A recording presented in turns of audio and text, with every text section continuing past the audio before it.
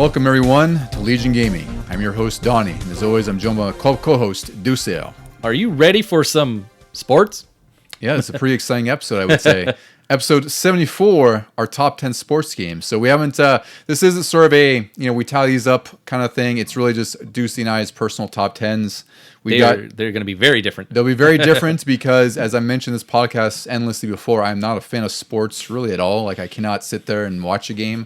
I might with buddies, but it's not something you'll find me doing at all on Hockey Sundays. Live is fun. Hockey Live is a great time. That's I was into hockey for a little bit there.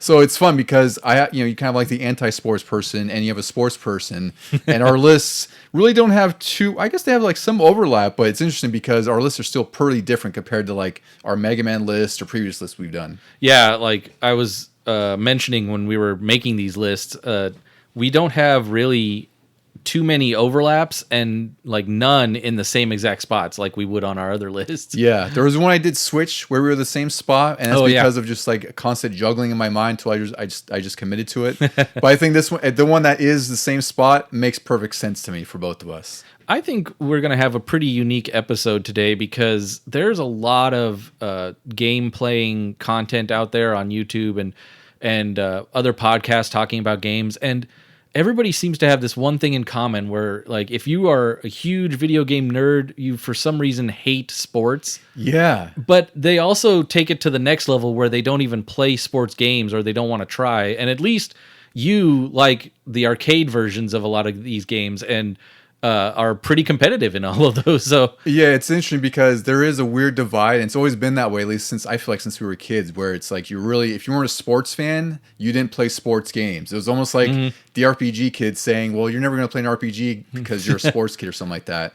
And it's interesting because I'm sure maybe some YouTubers out there that probably do the more objective look at those kind of things, but it's sometimes I'll see them where I'll watch a video and like they'll totally dismiss a sports game. They'll play it and just crap on it anyway because it's a sports game without really kind of like looking if there's any value there, which most of them do. Like there's a lot of crap games that will kind of talk as far as like history, but for the most part, like if you're playing like a good sports games, it's kind of hard to say it's a bad game, right? Then there's the ones that take it too far the other way where they'll hate a sports game because it's not like realistic enough or for some reason it missed the mark on the smallest minutia of detail, and I'm like, okay, that's too far the other way. Like, just enjoy it. We got both sides of the spectrum: the people who just crap on it for what it is, and the other people who are enthusiasts and crap on it because it doesn't have like, I don't know, maybe the helmet doesn't reflect properly or something crazy. I don't know, whatever it could be. I was lucky growing up where I found multiple groups of friends where there were some that really enjoyed like nothing but RPGs, and they would probably turn their noses up at sports. And then I also would hang out with the quote unquote jocks, but after school we would be doing like 4-player Nightfire or something. So it was a nice balance of everything. Yeah, and I think that's what's great. It does also be helpful for me because you were the sports proxy, like I always say, like for NASCAR and everything else. Yeah. So it's like if I maybe wasn't so keen on getting into a sports game, like I try it with you because we play multiplayer all the time, and there's a lot that I would discover. And for my list, I think when we get through it, and I think both of our lists really too, there's gonna be shades of accessibility, because that's the thing for me too, is like with someone like me where I barely know the rules of sports, I'm always asking you guys, what does this mean? why is that a bad thing? It's different when I play a game and I could just easily jump into it without knowing that much about the sport. These video games have helped me learn about the real sports too, because I never watched soccer too much growing up or even hockey, but because I played them, I learned like finally what offsides was and how they do what do you call it in hockey, the blue line. Yeah, I finally figured out what that was for just because I had to play it in the game and I kept getting penalized. That's how I learned. Yeah, it's the same thing. And then like we mentioned in the launch episodes, or excuse me, the launch episode we did with NFL 2K, I had to learn what offsides was, and you had to explain. I was like, oh, yeah, so I can't just run over there. Pretend there's this imaginary wall. Yeah. So I think it'll be a pretty fun episode because it's like our tastes are different in general, but this is interesting because it's just sports and non-sports, yet we're kind of converging a list. And I think it's a pretty fun list overall, which I say a lot, but this one is a really cool list. Yep. Before we get to all the sports goodness, Ducey, what have you been playing? Oh my goodness. It finally happened. I like I finished those wave of games that I did over October, and then I was sort of sitting there not knowing what to play. But luckily, right around the corner was the Outer Worlds 2. Oh yeah, that came out right around Halloween. I think it was a few days before. Yeah, and I'd been playing some sports games just to pass the time. I was still playing NASCAR 25. I'm almost up to the next level in my career, which is saying something for the NASCAR games that have multiple tiers. Usually I would always start them back in the day, and I would get through like maybe the first go around, the dirt racing or something like that, the lowest level. And then by the time I could level up, I would lose interest or some other game would grab my interest. So this one is I'm still sticking with it, and I'm almost into the truck series, which is where you really get the real life drivers and stuff, and I'll be going head to head with Frankie Muniz. That'll be great. But once Outer Worlds 2 came out, I was like, oh, finally, I have something to focus on. And man, this is a great sequel. It doesn't really do too much to follow the first one, which is fine. It's timeline wise, it's only like, I think they said 7 or 8 years later, which is crazy, but it's like in a different part of the galaxy. So you don't have to say, hey, this is the fallout from the first game. This is just something else that's happening.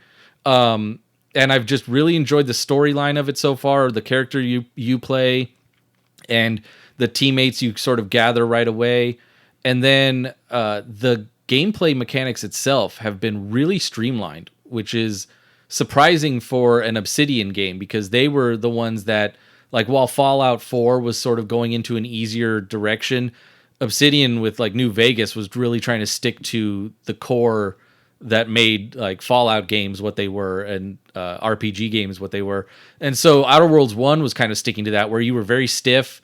There was shooting, but it was very much based on invisible dice rolls. Well, and it felt like it still felt like a Fallout shooting game. Yeah. And you couldn't do much. You could sprint, and then you just had to hope that your armor had like good evasiveness and stuff like that. But in this game, it's almost like they took the Omni movement from Black Ops 6 and they incorporated that into your fighting. So you're just running, you're sliding, you do mini mantles if you're not quite up over a ledge when you jump. There's also these boots that you get that help you double jump. And then on top of that, there's your armor that affects like if the enemy is going to hit you or not, depending on distance and all that. Other little aspects too that have become easier are like, I know you played the first one. You remember like all the junk that you could collect that was... I have a sort of fascination sometimes with collecting junk like that in the game, because especially if they make it useful to recycle. But yes, I do remember all the junk in that game. So there's junk. There's like 3 levels. There's junk. There's all of that medicine or products that gave you weird little stat boosts. Yeah. In this one, they don't do that. They go towards your inhaler that heals you. And so every little medicine thing you collect builds up the usage of that. Yeah, I think that's like what Prey did. Prey 2017. Yeah. I think it was like that, where it's like it had like a health refill system, and then your health pickups would just recharge. Go towards quicker. that. Yeah. And then on the third type is a bunch of food and drink, where you can store that, and then if you're not in battle, you can use the food to heal instead of your inhaler. And I'm like, this makes total sense. I'm totally down for this, because in the first game, I had a lot of those weird little medicines with the stat boosts, and a lot of them did the same things, and I barely used any of them, like maybe 1% of the time. Well, and again, that feels like it's a relic from Fallout, which it's cool to collect that stuff from Fallout, but it really sucks when you can't quickly access those items. Where it's like, all right, I have to select this chocolate bar and equip it, use it, and it refills like 5 health points. So I'm glad when it's like it's kind of like, it's nice to have that as part of like the immersion, right? Because there's like these living objects in a world, but at the same time, from a gameplay standpoint, it sucks when you can't just consolidate that in one sort of pool like this sounds like it's doing. Yeah, back then in the first game, you had to go through these multiple menus, and then you were just like squinting at small text to see like what 3% boost this thing would get you. So I'm glad they did all of that. I'm sure there's like purists out there that are like, no, I want those like 3% boosts, but no, just give me like a fast-paced game with great story and dialogue options and all of that. Yeah, just a complete package that's well produced, which is what this sounds like. Because I liked Outer Worlds. I wish I stuck with it, and I'm always mad at myself because, especially when you were playing through it, I really wanted to get through it, and it's just like, I was playing other games, and like I eventually want to get to it. I did buy Outer Worlds though, because it was like $15 for the whole complete package. I think it's the Spacer's Choice. Yep. Right. So I hope to get to that soon because I really want to play 2 after hearing all the good things about it. Then you confirmed everything I had read, which is that this was a very worthwhile sequel. It's what you'd expect as far as like sort of changing things and making them a little bit more optimal, and then changing like the gameplay systems that matter. So it sounds really good. And I heard the story is also really fun too. So I'm excited to get to that someday. I'm also still, my fingers are crossed that there's going to be some Easter eggs here or there that like mention the first game in some way. Yeah, some sort of tie to it. Yeah. I've been playing, let's see. So I've been playing Ghost of Yotei. I finally finished that after I think it was like 45 or 50 hours. And definitely a Game of the Year contender for me. I had a very satisfying end with that. I did most of these sites activities that were really, I thought most of them were really fun. Like there's a couple that aren't as enjoyable. Like I was telling you about those Sumi-E paintings. It's like a simple tracing thing on the touchpad. Yeah, and you don't get to create your own art. Yeah, yeah. So it's like a fun little thing, but I'd like to go back and do all the cleanup because I really did love doing all the side stuff, and there's like still a few armors I have to get. So that game was just, it met my expectations. I wasn't sure how to meet Tsushima, right? That's always the thing when you do a sequel, and I feel like this took what Tsushima did, like much like Outer Worlds 2 did, where it took everything that was great about the first game, kind of trimmed some of the fab stuff that wasn't, and just made everything a lot better. So it was fantastic. I really loved the story in this game. I was really engaged with it. I was like, for the whole like last 3 weeks, it's like every single night I'm playing Yotei on there. The other game I got through, I think I mentioned I started on the last episode, was Hell Is Us. I finally got through that.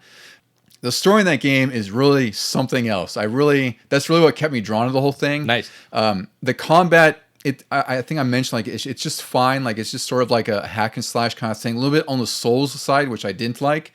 So I turned the combat down and just made it a lot more easier and manageable. I feel like that's the right call for this game because I just loved the lore and the world building about it. But the story was absolutely nuts. So you start out as a guy named, you find his name is Remy. He's a soldier who's sort of gone AWOL to find his parents in Hadia, which is this country torn by a civil war, and these weird beings have shown up.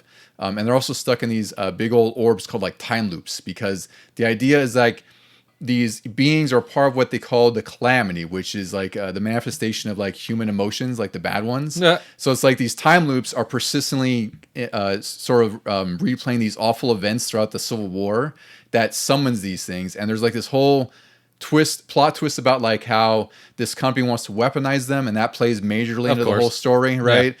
And then there's just this whole sort of implication about the Civil War and like the history leading up to this calamity. And I was just like totally sold in this game just because of the story. I think it was like, I think it was like 20, 25 hours. I can't really figure out. I don't know how long it was. And I feel like that's like a solid length for it. I'm curious what you'll think, Deuce, because I think the combat, I don't want to say I struggle with it, but I got kind of bored of it. So I'm curious like how you'll if you try it. How you said it was like melee and Souls, like is there like parrying and blocking involved? There and is stuff like that. You can, and it's pretty generous. There is stamina management, which is also what I don't like in a lot of these games. Weird. Right? Yeah, but it's, like I say, if you turn it down to, I literally turned down like easy combat because I had it at a certain point. A weird thing in Outer Worlds 2 that I noticed, I don't think there's like a weight limit for your carrying. That's awful surprising because that's always been a thing with Fallout and those type of games, is like having an annoying weight limit to deal with, and then, especially based like on your armor and what you can carry and your defense rating. You don't have a stamina bar for like a weight limit to affect. You can just sprint away from battles and things. I was like, whoa, this is a revelation. Yeah, they really broke away from that. Yeah. Well, yeah, Hell Is Us. Like I said, it's a game that's worth playing. It's just, I think it's a harder game for a lot of people to get into because there is no waypoint markers or anything like that. I did find myself lost a few times. It wasn't annoyingly so. Like it's just a matter of like really looking at your notes and like kind of connecting like, oh yeah, I need to go get this switch that I saw 6 rooms ago or something like that. Is there any what would you say, like you have to eat or drink or something to keep up stats and things like that? There's an item that like refills your stamina immediately, like it's just food. Yeah. But you don't have to manage anything like that. It's really just, I wish the combat could have just been like cut and dry hack and slash without having to include like the stamina management. You have these glyphs, which are like these sort of like magical abilities that each weapon has that you can imbue with, and it's just they didn't feel like they mattered too much. Like they just didn't feel like they were effective in a lot of instances. And it seems like there were some instances where it's like, one thing I did get tired of towards the end was like there's a lot of rooms where it's like just clear out all the enemies and move on. And it's like this game, it kind of rides that line of like, do you want to engage this enemy? Because on the default difficulty, it can get pretty tough. So it sucks when it forces you to clear out an entire room to get through that, right? And like I said, that was really mitigated because I turned the difficulty down. And I just felt like I tuned it to what I preferred. That's a weird like tonal shift. Exactly, right? So in a game where you think it's sort of like isolation and discovery, and then it's like, here's a slaughter fest. It is. And that's what's so great about it is like they leaned into, like you said, this sort of the discovery and exploration, which I think it does a fantastic job for doing because it goes fully boldly into like just not giving you any direction. It's just, you can find these things. You have to kind of dig. You have to look at your surroundings, read the text maybe. And there's like, maybe a certain connection to solve a puzzle. And then it has the combat, which, they probably were like, well, we need combat in here. And are there any guns or it's all melee? It's all melee, which is kind of a good thing, frankly. Like, I wouldn't want to manage guns in this game. I'm sure it'd be like, what was it, Stalker, where you're getting shot from nowhere. Oh, God. Yeah. Luckily, I think there's only one or two long-range enemies in this, too. Because there's not a whole lot of enemy right, too. So it's like, it's fine. Like, I just think overall, it's a fantastically bold game. And I really loved my time with it just because the story was really unlike anything I've played in a while. And, if you don't play it, I'll spoil it for you because I think it's a really cool story to talk about. There's a lot of lore steeped in there, and I was totally like just reading everything. It's like, damn, this is really in-depth and more fantastic than I expected. If it ever hits Game Pass and PS Plus, I'm probably going to be there like day one of that. Yeah, just to try it out. Yeah. I'd love to get your impression of it because it's like, I think it's a game that if you get past the combat, like I said, just turn it on easy, just as low as it goes. Let go of that and just really just get lost in like the minutia of like the world building. It's really, really great. It's just the combat, I think, could be a hurdle for some people. And it wasn't so much for me. It was just more like, I'm tired of this at this point. I just want more of the puzzles, more of the wandering, more of everything else. You know? All right, Deucey, I think it's time to play with some balls.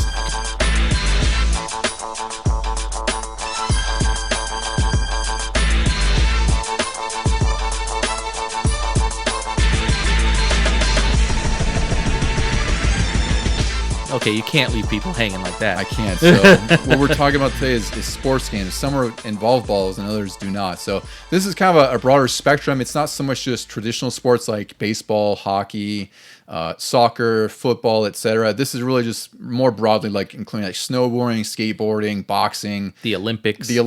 Not anything like wrestling because that would, frankly, like my list would be a lot different with wrestling games on it. It'd probably be like top 10 of wrestling. Yeah. It's like we technically could have included it there, but also I didn't want No Mercy to be at the top with Here Comes the Pain at number 2 or something ridiculous, right?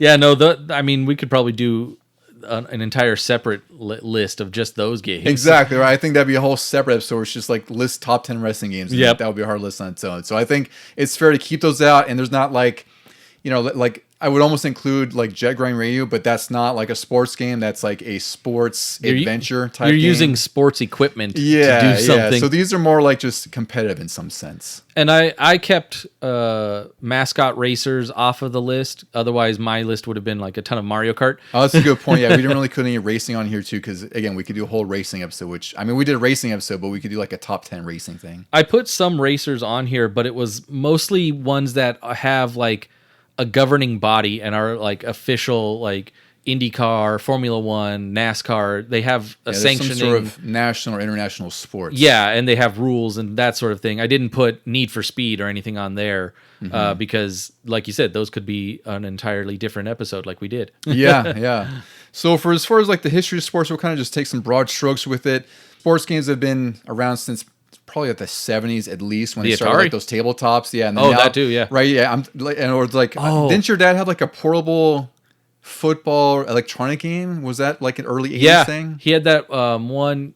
People have probably seen it. I think it's called like Football 2 or something like that. And it's got these little red LED lights that light up, and like one represents the quarterback. If you pass the ball, it flickers and goes over to this other red light. And then you have to just keep running to the right and dodging red lights that are coming at you or moving around. He had a baseball version of that and a basketball version of that. Yeah, see, so those are like the pre-Tiger Electronics kind Yeah. of sports games. I've played a few Atari games when I was a kid that were sports related. Like boxing was a big one when I was a kid, which we played, I'm sure, a few times. There was also baseball, and these are really simple on the Atari. So it's like I remember in baseball, you control, I think, 3 teammates at once because you kind of scroll with them. It was like the entire outfield. Yeah, basically, because like there was no way to switch like you could in later games. Yeah. And then Nintendo had a ton of famous sports games like RBI Baseball, Tecmo Bowl, Blades of Steel. Even in the launch era, they had 10-yard fight. Yeah, 10-yard fights. There's games like TNC Surf Design, like the surfing kind of games, right? Skate or Die. 720. Well, sort of. Yeah, 720 Skate or Die. Those are all good examples. And, I played a bunch of those when I was a kid, too, just because, again, like virtual games are a lot easier to get into. And also, sometimes that's just all what friends might have had. So today we're kind of talking more about everything from like probably the NES era up until like modern times. And I think it's a pretty solid list, maybe pretty robust and varied. I think my list for me, if you look at my list, I think it perfectly matches up with my tastes. Yeah. Which makes sense because it's my list. So, Ducey, I think we have a couple of sort of guest lists we had sent in too. So maybe I'll read those first before we get into ours. So we had Nick send in a list. This is from 10 to 1. So Nick has NFL Blitz at 10. He says, I always enjoy playing this at arcades. Number 9 is NBA Jam. He has great memories playing the SNES version. Back-to-back arcade titles. Those are great. Yeah. Tony Hawk Pro Skater 1 at 8. It's a classic. Tony Hawk Underground at 7. A great soundtrack and deserves a remake. Madden 2007 at 6. Was Underground when it went kind of open world? That was the second one to go open world. Okay. Tony Hawk 4 was the first one. Underground was like the one where it's like they had like I don't know if Bam Margera was in the first one or not, but that's like when they did like the really urban thing and they really leaned into open world stuff.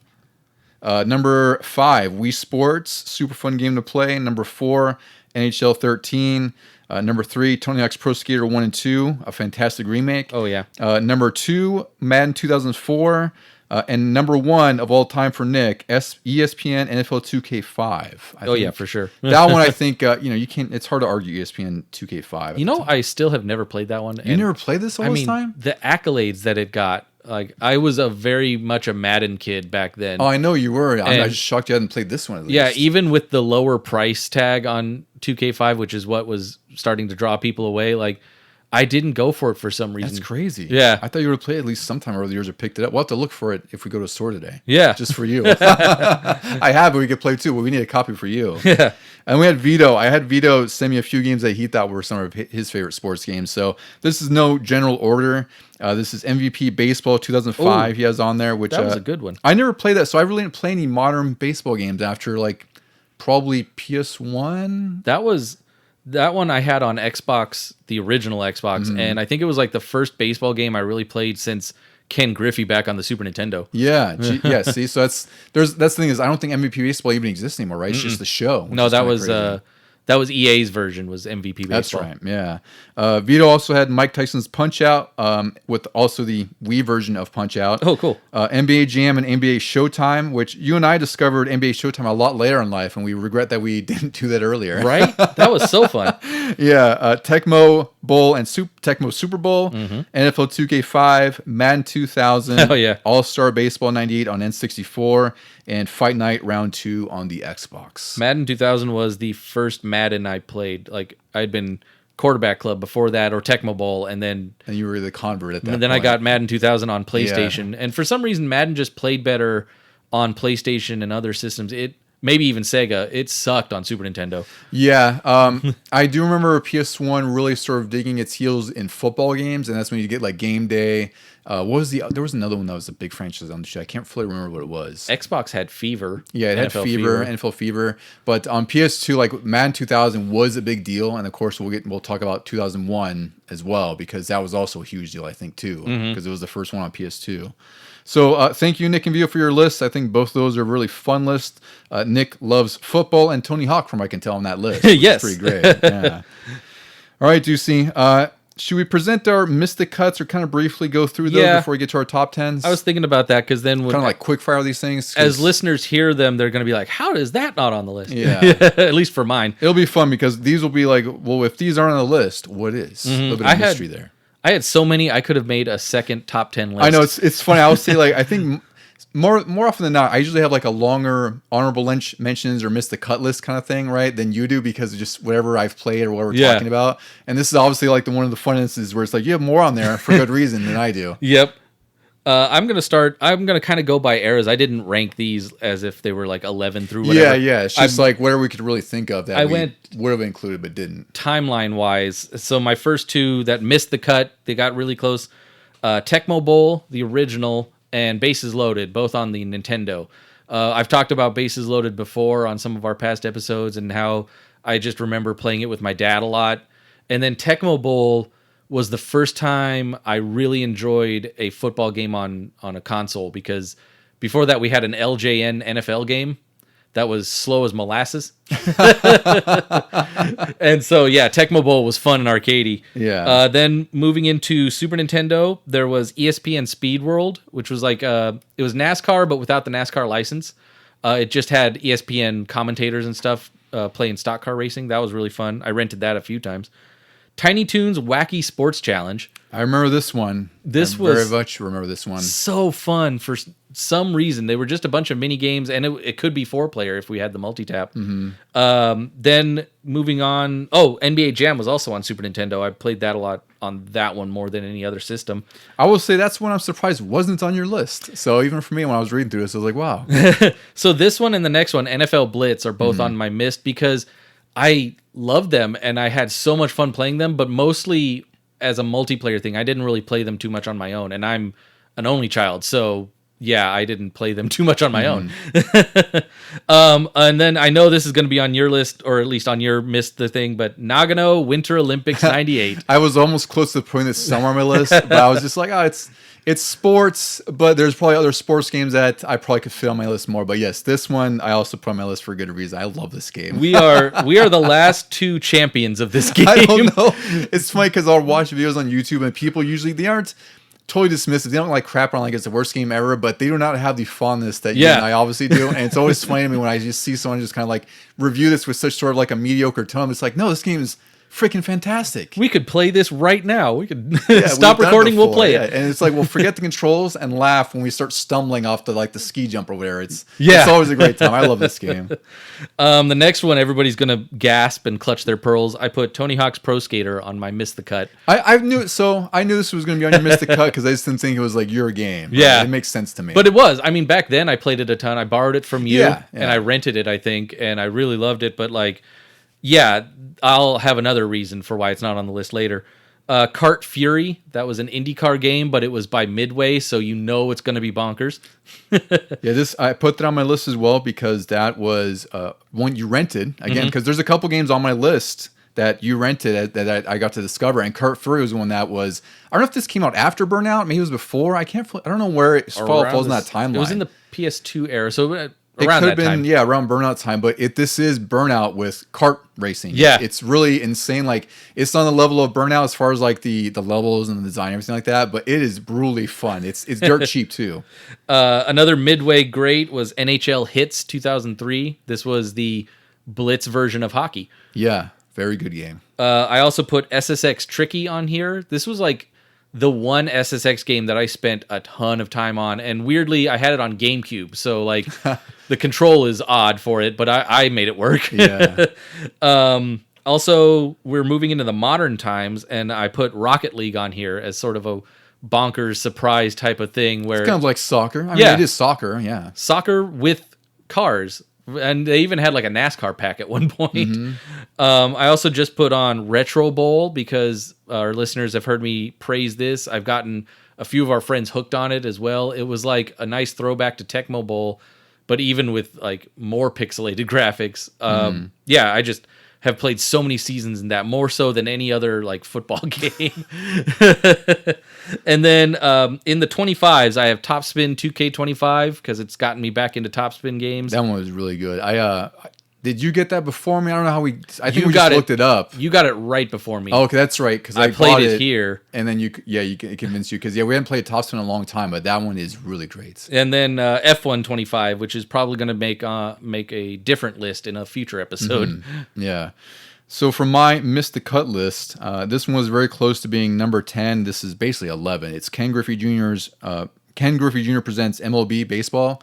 Really great game. We'll get more of that a little bit later because it is on your list, and I think that's a fantastic choice. Mario Tennis on Game Boy Color, specifically the Game Boy Color version, because while I did love the N64 ones, I played those a ton, like the Mario Golf, Mario Tennis at your house. The Mario Tennis on Game Boy Color is a totally different game that actually can connect to the N64 one and take your created character and stats and everything to play in there, which I thought was a really great feature. Yeah, the Game Boy Color one is straight up an RPG. It's a full-on tennis RPG, and it's so freaking fun. It's on the Nintendo Switch Online app right now. I think my brother got this just on a whim, and then we ended up loving it. Actually, I loved it more than he did because it was an RPG. Like, yeah. He enjoyed it, and then like I enjoyed the RPG sort of story aspect to it. I think you built up a pretty strong character and put it onto my Mario Tennis I kart. did, because I played N64. this a lot. It's a really underrated tennis game in my eyes. I remember my dad was playing the N64 version one time, and then he came across your guy. He was like, Don? Who's this Don guy? It's like, do you know him? Come on. He comes over every Saturday. Come on, Bill. Another one that's also was on your list that we talked about, Nagano Winter Olympics 98.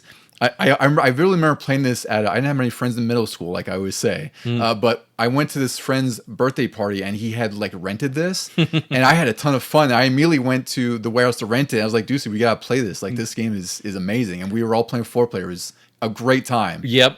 The next one is Virtua Tennis on Dreamcast. This was the arcadey side of tennis because it has like Sega's spin and flavor on it. So of course I loved it. Kart Fury you talked about.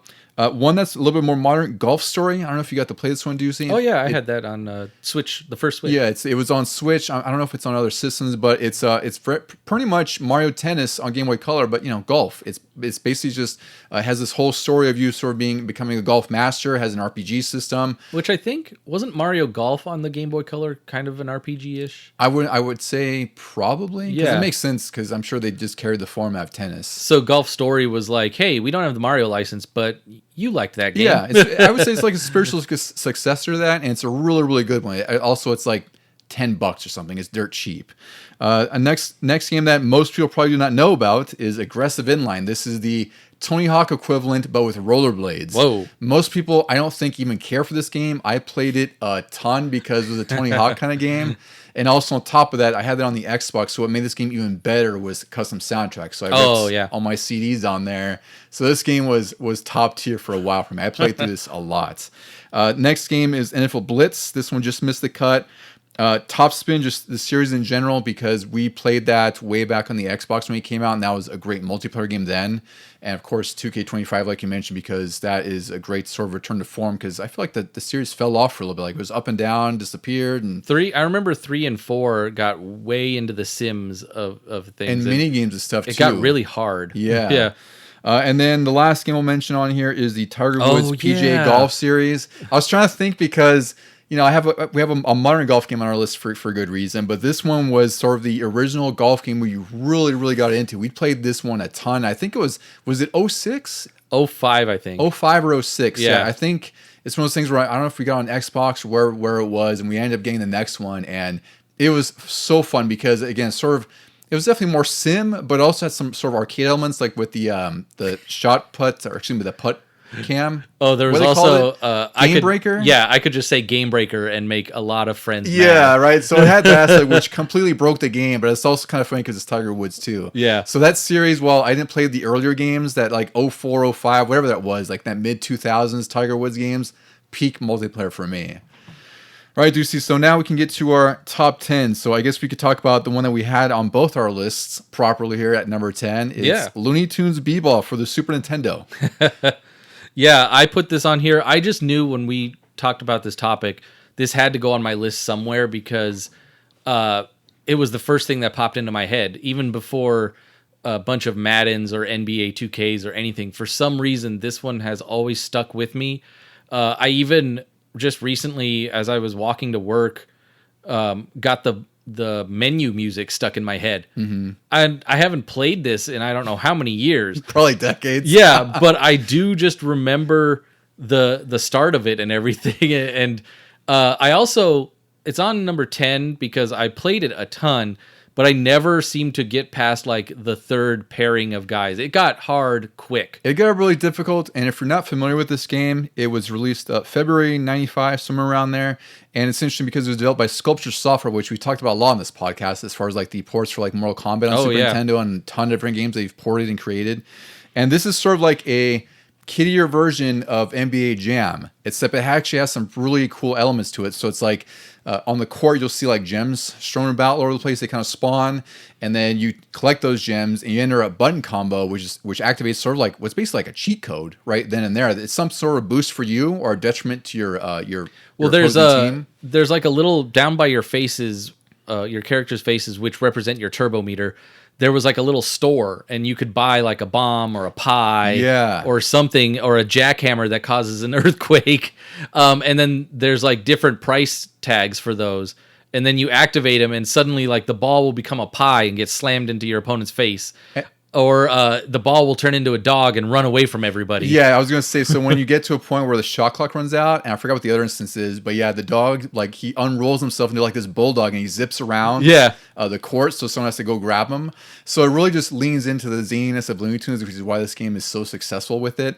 And also each character sort of has, not sort of, but they have different stats, and also different special moves. So it's like, I think once you collect a certain amount of gems, you have like a special shot, which usually it's tuned to like their stats. So like I remember Yosemite Sam had this one where like he just bounced it halfway. He'd smack the ball against the court like halfway down, and he'd try to sink the basket to get a 3-pointer because he was good at 3-pointers. There was somebody did one, maybe that was Yosemite. If you were closer to the basket, he would jump up and ride the ball into the basket while shooting his guns. Oh, that was one of his dunks, because he all had sort of like dunk moves like NBA Jam, where like they all had like something that would sort of emphasize the personalities. Like Wile E. Coyote would jump into it like he's diving into a pool, like he would dive through the hoop. So this game has all the Looney Tunes charm, but it's like NBA Jam mixed with it, and it's really good. I almost didn't put this on my list. I was telling Deuce I was like flip-flopping between this and Ken Griffey, and the more I thought about Looney Tunes, the more like I enjoyed it because of all the the times we played it, how crazy it is with like the pickups and like all the items, and also it's 4-player. We played that at least once, which is really cool. It's pretty uncommon for a lot of Super Nintendo games, and this sort of like an underrated gem in my eyes because most people I know don't talk about this game. Yeah, it's weird. When there was a Space Jam game on PlayStation that we did play a lot, but this was the better version of Space Jam. Yeah, the Space Jam should have ripped off so much of this game. Like they sure leaned into like the zany cartoon stuff, but it really did nothing with it. It just had some like dunks, and it just wasn't nearly as fun which sucks because it's on a newer system, better hardware. And yet, I would gladly play Looney Tunes V-Bomb more than anything else. In fact, we have played that one more recently than anything else than Space Jam. Yeah, it's still a fun game. It's a little bit slower these days, but it's a really fun time. All right, Ducey, let's go to, you want to start with number 9 on your list here? Oh, okay. I paired these together, even though they're two different sports, but I always seem to get these together on every system.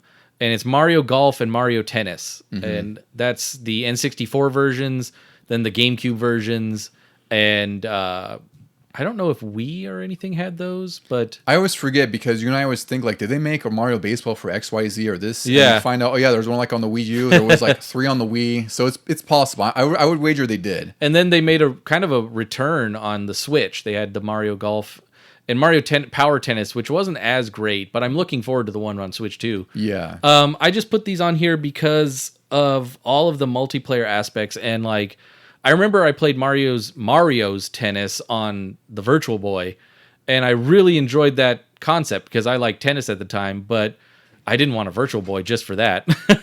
And then when play mine for 5 minutes and be like, yep. Now I have a headache. Yeah. But when it came out for N64, oh man, they were like instant. I'm pretty sure I asked for them on Christmas time and got them together. And then it sort of evolved, like when we had friends over, instead of Mario Kart and GoldenEye, we sort of morphed into Mario Golf and Mario Tennis for some reason. I think it's just a little bit more accessible because Mario Kart, always played it a ton, but the sports games were also just a different flavor of things. And also, like, it was really cool to see all the animations and everything. And of course, it was another game that we had to play with your mom, which was always a fun time because then I would lose Donkey Kong because she owns a house. I can't argue with that. And Mario Golf, I played a lot with both of my parents. Like, we would have 3-player battles at night, and there was a point where we even like figured out our own handicaps because the game took that into account. If you put in your character's handicap, then you would get that help along on the courses. And yeah, we just had a ton of fun with that. We had almost whole mini tournaments and kept track of our scores and like how each of us was doing and things like that. It's just a memory I'm going to keep with me for a long time. And like I said, I'm really looking forward to Mario Tennis on Switch 2, and hopefully they think of a new Mario Golf game too. Yeah, I hope they do a better job because while the what was it was Mario Soccer on Switch and Mario Tennis and even Mario Golf, they were just fine games. They just did not have the longevity like the I feel like these other ones probably did when we were younger. Mario Golf on Switch was better than the other two because I think that was my favorite of the three by far. They incorporated the RPG elements from the Game Boy times. Yeah, and they did have those cool modes like where everyone's kind of like free running through and right. So it had more of like what represented the old Mario sports games. But I hope Tennis 2 is better. It looks better, way better than the Power Tennis one, where it was called on Switch 1. Because I don't know, I just fell off. I was like, this is like just it's good, but it's kind of basic. Yeah, it's just basic tennis. And then the soccer one was the same. It was just basic soccer. And even the Mario Golf on N64 was kind of basic golf. Like it wasn't even with a swing stick. You had to hit the button 3 times, and you didn't have like weapons or anything to attack your other players. Which is probably why my parents really got into it, because it was just another golf game on Nintendo. Yeah, it's just a simplified golf game, which is better than playing like it's a little bit easier to get into than like a Tiger Woods or where else was big at the time. Yeah. My number 9 Deucey is NHL Hits 2003. Nice. So this one, I don't think I had played too many NHL games up to this point, or at least I hadn't played many. Like I played like some of the sim ones, like I think it was just like NHL 98 or something like that. And then I found this one. I remember I found it like Target for like $7 on clearance. I was like, well, why not? We'll get it on Xbox. And I played it. I was like, wow, this game is way more fun than I anticipated because it's really Blitz, but with hockey. You can get on fire. Like you have sort of mascot teams where you're playing as like literal sharks. Yeah. Or, like, I forgot what else the is ducks. in there. The Ducks. Yeah. Yeah. It has a great early 2000s nu metal soundtrack, which spoke to me. It had like Rob Zombie and it had like the one Hoobastank song I liked. I think it had didn't have like Power Man 5000 or it something did, like that. Yeah. So it was all right up my alley. And I remember bringing it to your house. It was like, hey, like, Deuce, this game is actually really, really good. And we ended up playing it and you enjoyed it just the same too. Oh, yeah, for sure. I don't remember playing really even sim NHL games up to this point. Yeah, right. I feel like it's we really just only played like the football, baseball, stuff like that. We are in boxing and everything else, but hockey was just never our forte necessarily. Like I might have played a Genesis one way back in the day, and then once I got hits, I was like, well, damn, I think I like hockey games now. This is really fun.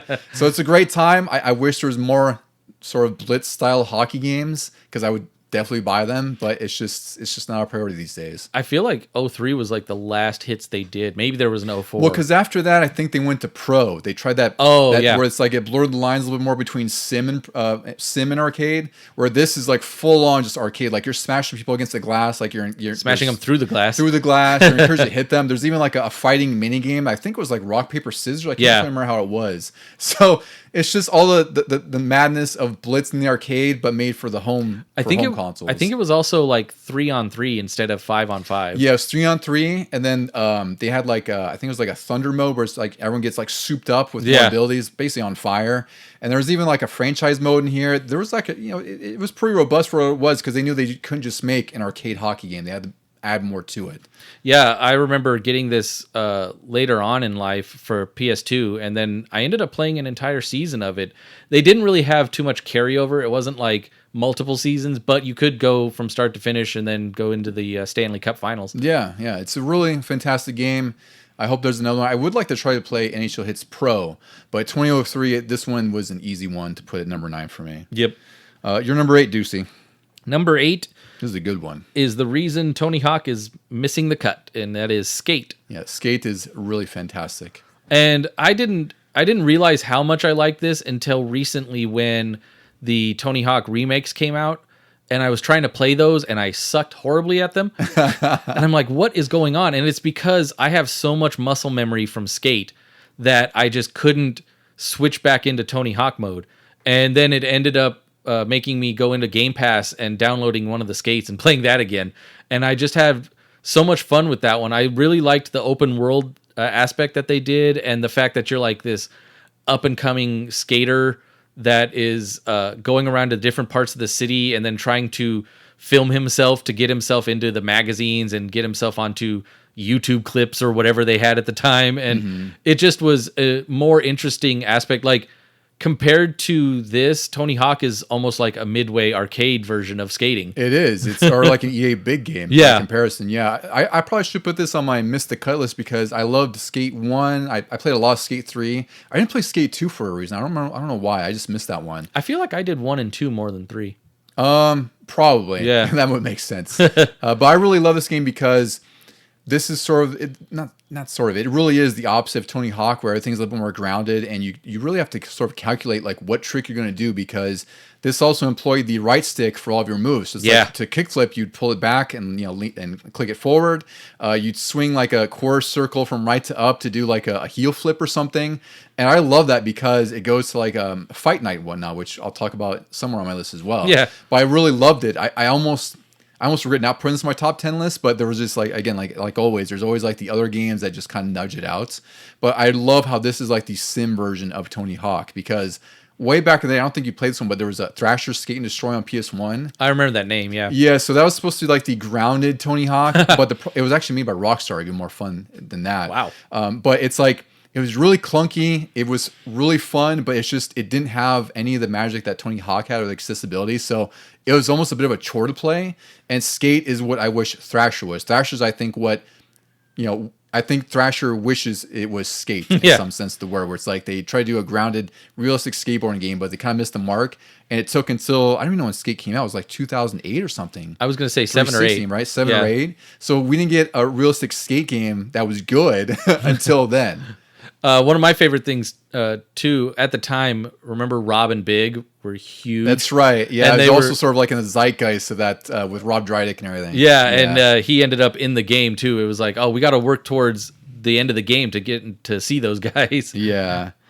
All right, my number 8 is an unexpected game that I almost didn't think about until I saw on your list, Stussy. It's PGA 2K21. For sure. This is a really, really fantastic golf game. It's I can't exactly say like how realistic of a game it is. I know it's more on the simulation side, right? But I don't know. It's not. You cannot tune how difficult it is.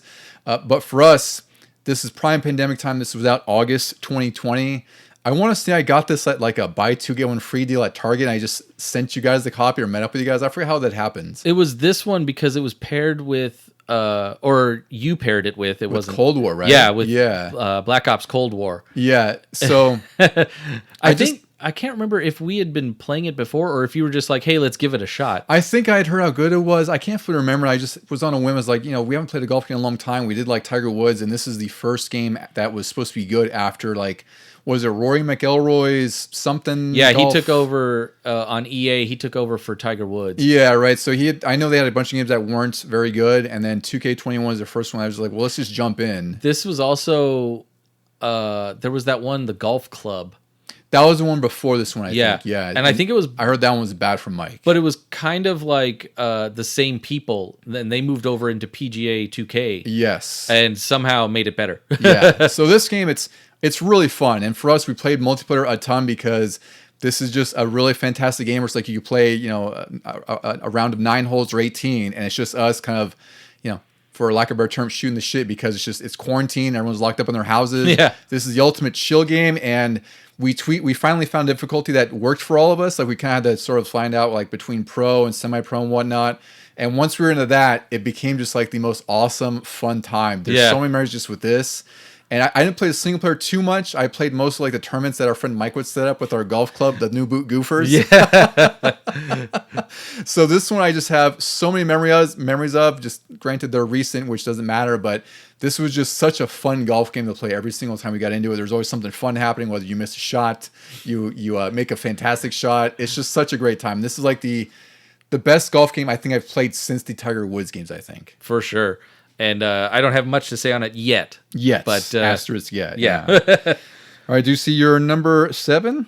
My number 7, this kind of dropped down a little bit while I was trying to think of all these games, but I had to put it on here, and it is NBA Street Volume 2.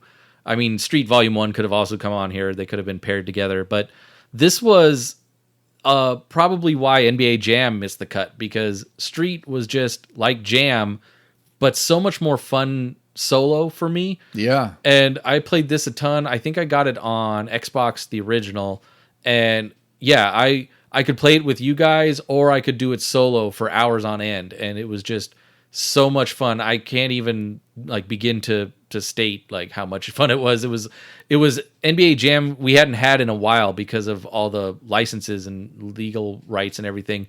So when Street came out, it was just like, oh, finally an arcade basketball game. I don't think I had even really gotten back into sim basketball games yet. So this was just this was the game. Yeah, this was a great time to be had, and this was a game that you really liked, so we could actually play a sports game together. Yeah, exactly. That's really the key thing, which I'll have more to say about this one shortly, because this also made my list. Yeah. I think this one's one of the more important ones. For number 7 on my list, I kind of cheated on a couple of these, which is what you did too, Deuce, with like Mario Golf and Tennis, because I'll talk about like what my favorite one is, and also what. Well, actually, I guess you can't really argue which one's better here. But I have Fight Night Round 4, which came out June 2009, and also sort of related to that, I put Round 2 because that was the first one I played as far as the Fight Night series, and that's what again sold me on my love for this game. Was Round 2 the first one that used the sticks for punches? I don't know if 2004 did it before that. I can't recall, but it might have been 2. But again, like Ducey mentioned here, is that this also uses the right stick for all your punches. So it was perfect for a fighting game nut like me, where it's like down to 4 might be like a lower hook or something, or like if you swing it from quarter circle down to up, that's like a right hook or like an uppercut or something like that. So for me, this was fantastic, learning all the nuances of like how to bob and weave and everything like that, and like how to dodge people, how to go high low, low, and you had full control of that with the control stick. I know it had an option for face buttons, but this game shines with the right stick because it's also just like a great test against whoever you're fighting, the second player, of really just like how well you have the controls, because that's going to ultimately matter. Because if you don't have the correct input, you're just going to do like a jab or miss. Yeah. So you have to commit to knowing your right stick and your movement with this. So this is like an easy choice for me. Round 4 specifically because that's the first one that had Mike Tyson, so that was like a huge thing, right? I loved Fight Night 2 and especially 3, but 4 is also when they kind of refine everything to be a little bit more sim heavy. And I do enjoy boxing. Like I won't pay for a pay-per-view, but I do enjoy the sport of boxing and like watching all the history on it and everything like that. And boxing games for me has always been sort of like my soft spot. It's just a matter of like finding the right one. And Round 4, I put so much time into it. I wish this series would come back because the last one was Champions, and you can play that on Series X now. But outside of that, this series has kind of lost the time more or less. Yeah, it's crazy with like boxing is making sort of a little bit of a comeback based on like with the TV rights that it's gathering and things. But I remember owning 2, I think, Round 2. I think all of us seem to get it around the same time. We did, because I think one of my buddies told me about it, and then we played it, or I rented it at Hollywood Video when I worked there, and then I just bought it because we played so much. Like, oh, I didn't know this game was that good. So yeah, I bought it too and tried to practice and did not get better. But I still had a ton of fun with it. It wasn't like playing a fighting game with you, like a Street Fighter or something, and then eventually just getting fed up and putting the controller down. Like boxing still felt like I had a chance, and like I might win one, you might win one, or I might win against somebody else and have to. Yeah, and your fighters mattered, and there's also sort of management of your stamina too, because if you just constantly hits, you're just going to get tired, which also weakens you as well for your opponent to take advantage of it too. And also another thing I'll talk about too before we move on to your next one is the presentation of these games as they went on. It just really felt like a true boxing main event, like a huge deal. Like they really got sort of the pageantry of boxing, like a sporting event kind of thing, right? Which I love because that made it a little bit more immersive. Like, it's only as immersive as you can get just getting punched in the face. But it just felt like they really tried their best to make like the ultimate boxing game. And it just sucks that I think it's been like 14 years now since Fight Night's been out. God. Right? And I know there's Undisputed, which I haven't played, and I've heard like mixed things, and mostly good things, some mixed things, but I want Fight Night. Like that was like just the most greatest boxing series in my eyes. This it was funny when we were making the list and you asked like, can boxing go on the list? I was like, oh yeah, for sure. I just don't have any on there because I don't have the best relationship with any of them. I laughed really hard because I initially thought when we were talking about this, I thought it'd be more of like just like like ball sports like baseball, hockey, et cetera. Like not so much like boxing or snowboarding, skateboarding. So that's why I was like, boxing? They're like, oh yeah, I just didn't put them on there because I don't have a good time with them. Yeah. Like, okay, well that makes sense. They aren't making my top tens at all. And also like you put on your missed the cut list too, so that's why I was like just making sure, I figured you might put it on there though, so we could talk about it still. But yeah, I still get my ass handed to me. So there you go. No, so spoiler for the rest of Deuce's list, no boxing games on it. Yeah. All right, Deuce, you go with your number 6 now. My number 6, deja vu here, but it is PGA 2K21. Yeah. I put this on here because of what it meant to us at the time. Like, I know Warzone happened right at the start of the pandemic, so we all got back online for that. But then, like, PGA was the very much, like you said, laid back, just hang out with your friends type of game online. Hey, we have snacks. Yeah. Like we'd always hear each other because we don't mute. We just hang out. We'd hear someone like chew on some snacks or ruffling a bag or something. Bunch of chips crunching around and stuff. Hey, what you having there, buddy? Yeah. And I put this one on here more so than 2K23 because this one just felt more ease of access. Like Mike made the golf club, the New Boot Goofers Country Club. That's right. And I forgot that country club part. Yeah. And he set up these tournaments that we could play on our own or together. The shop was very much wide open to whatever you earned during the matches. You could just go in and buy a new shirt. So I was coming in almost every round with a new fashion sense. Yeah, and it always be funny because we wouldn't tell each other we're getting like a new outfit for our character, and we go into the lobby to play a game, and we're all just like laughing at each other's like new pants or something stupid, giant hat or something that we're wearing. I had like this tie-dye freaking looking pants or something like that, like a red shirt. You're like, oh, those are nice pants you got there. You had a top to bottom like tie-dye outfit or something, a bunch of squiggly marks. It looked very 90s. Yeah. 2K23 sort of like messed that up though because they put a lot of it behind paywalls or like their golf game pass type thing. And yeah, and then we tried to make the country club in that, but by that time we had a lot more regular life to get back into, like weddings and kids and everything. Yeah, new was hitting us. We weren't, like you said, we weren't completely at home 24/7. Yeah, like we were in the pandemic, because that's really where this shined. It's like no one's doing anything. One of our friends was out of state as well, so that also helped us kind of keep in contact with him, right? Yeah. So this was, again, it's really a great golf game in general, but tied to us and relative to our perspective and memories, it's just that much more impactful. So I think it's great that it's on both our lists for very similar reasons. And I also did play this a lot of solo play too, because I liked the way they were setting up the career mode to it. You don't really think about that too much in golf games, but this one had an interesting one where you start out in the lower ranks and then work your way up into the PGA. Yeah, it's really fun. Like, I played a little bit of single player, but this game was just like prime multiplayer for me. For sure. It's like when we weren't playing this, I was playing something else, right? So I wouldn't just play golf solo too much unless we did the tournaments, which again were also themed. Like I think we had like the Macho Man something invitational, yeah. whatever it was. Like we came with just like the dumbest names. It was so fun. Yeah. My number 6. This is again, I kind of cheated here with putting 2 because there's one that I think is obviously the better game. It's just one that it's more relative to me, and that's NFL 2K on the Dreamcast.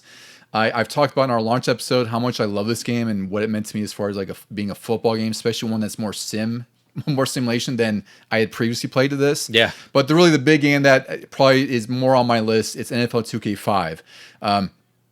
This was a budget release, which was really incredible. It was out in 2005 or in the 2004, July 2004. Yeah. This was by 2K.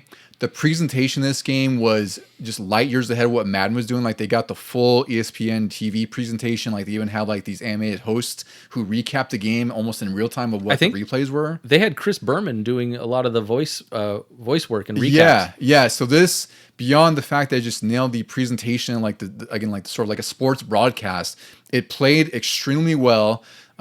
It was like some of the most fun I ever had in any football game. And on top of all of it, like I said, it was $20.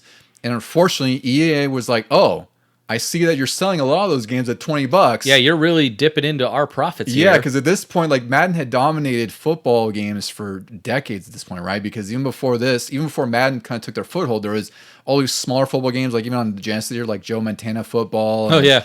I think there's an ESPN football. So There's a John Elway football. John Elway, yeah. So really, until NFL 2K on Dreamcast, that's really the first series that was kind of like nipping at Madden's heels. And then by 2K5, they're really like just taking a chunk because it's like, well, how do you compete with a $20 brand new game that has a season mode, franchise mode, create a team mode, create everything mode, It's online play.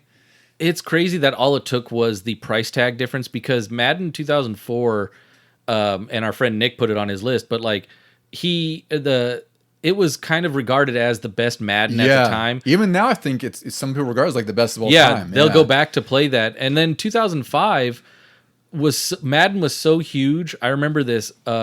Green Day debuted American Idiot on the game before their album even came out. I didn't know that. That's crazy. Yeah, that was how big Madden was. But ESPN just priced it a little cheaper, and all of a sudden they were neck and neck. It's crazy how that's all it took. And Madden, instead of saying, well, let's price ours a little cheaper, they were like, no, we're just going to use all our money. They didn't want to compete anymore. Yeah. It was crazy because 2K had been a very consistent series up until then. I hadn't played 4, which I found out was called like ESPN Football or something like that. Yeah. And it wasn't actually formally called 2K4. I played 2K1 a little bit of 2K2, and they're, I can't state relatively to how good they are compared to like 5, but I know 5 is just like a perfectly sound football game where it really was competing with Madden, and then Madden and the NFL just, I guess, were cohorting or something, and they have an exclusive license, and that's the last NFL 2K game we ever saw. And now in 2025, 20 years after release of this game, Madden has now secured the license with the NFL until at least 2030. Yep. And then all these other football games that have come out over time, like there was that All-Star Pro 2K8, which was like that weird sort of like legend-based football game.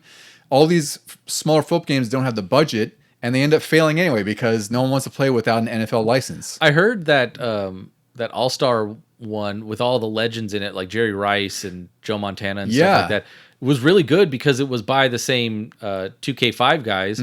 It's just like you said, they didn't have the licenses for their real teams, and that at that time was like what everybody cared about. Yeah, exactly. Yeah. So that's just sort of my soapbox moment for NFL 2K.